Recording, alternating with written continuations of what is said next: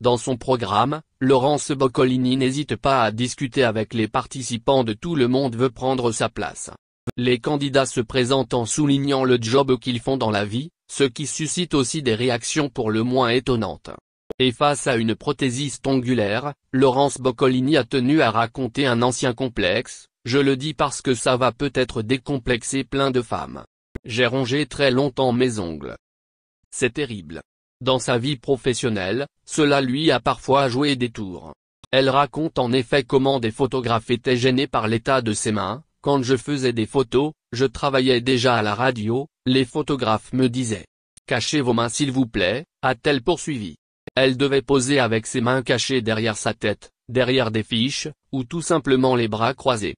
J'étais hyper complexé parce que c'était un truc nerveux et que je ne pouvais pas contrôler. On a essayé le vernis qui est dégoûtant, ça ne marche pas du tout. J'ai eu des capsules, des faux ongles, très vite. Je vous rassure, ça s'arrête d'un coup. Cette mauvaise habitude est désormais derrière elle. Généralement, ce sont les personnes stressées qui s'adonnent à ce passe-temps peu conventionnel. Laurence Boccolini ne peut rien faire face à Jean-Luc Reichmann. L'animateur star de TF1 attire plus de 3 millions de téléspectateurs pour son émission Les 12 coups de midi, tandis qu'ils sont 3 fois moins sur France 2. Le départ de Nagui a fait du mal au programme.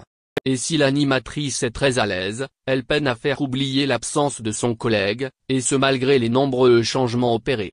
Sur le plateau de Touche pas à mon poste, les chroniqueurs ont expliqué que cette situation ne pouvait pas durer indéfiniment pour France 2 et qu'un retour de Nagui pour l'année 2022 serait même envisagé afin que les audiences remontent et que la chaîne puisse concurrencer TF1.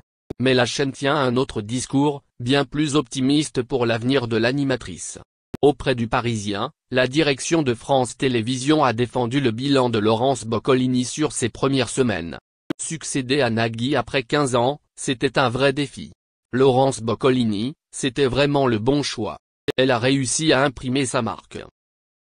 Elle fait 16% de PDA, quand Nagui était à 17%.